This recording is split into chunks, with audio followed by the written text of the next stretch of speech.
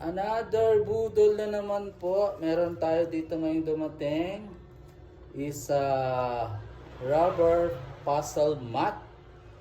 Sa lahat na nakita ko na mat o puzzle mat ay ito ang pinaka mura.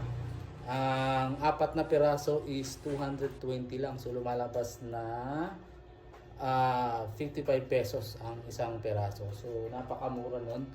60 by 60 yung kanyang presyo. Tapos sobrang kapal.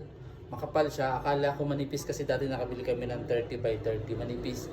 Nagulat ako sa 60 by 60. Makapal pala talaga siya. Tapos meron pa siyang yung pangtakip sa edge. Kaya sobrang ganda.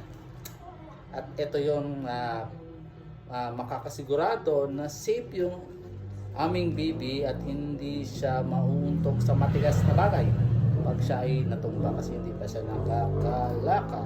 Siyempre, so ilalagay natin siya dito. Ayan, pakita ko sa inyo pagkatapos na. Siyempre, saan siya mabibili? Dyan po sa Yellow Basket. So yun, tapos na. Okay na okay, oh. Sobrang lapot, sarap sa paa. At malamang sarap din sa baby. Ayan! Yay!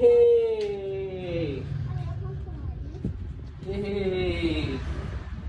Safe na safe! Yan na, hinakot-kot na.